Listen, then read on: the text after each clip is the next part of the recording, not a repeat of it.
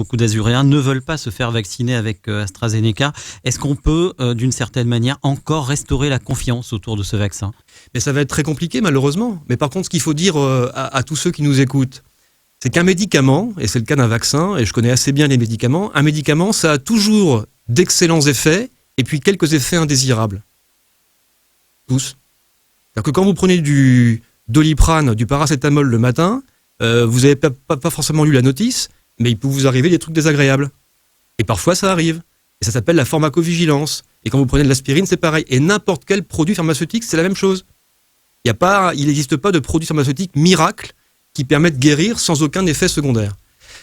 C'est comme ça. Et les vaccins en particulier. Et tous les vaccins. Pas uniquement AstraZeneca. Pas uniquement AstraZeneca. Tous les vaccins, c'est comme ça. Tous les vaccins ont des risques d'allergie, il y a des risques de thrombose, voilà, c'est comme ça. Oui, AstraZeneca comme les autres. L'AstraZeneca comme les autres. C'est ça qu'il faut avoir présent à l'esprit. Donc la vaccination n'est pas un acte anodin, c'est un médicament qui est injecté, on stimule le système immunitaire, enfin c'est pas un truc qu'on prend comme un verre d'eau.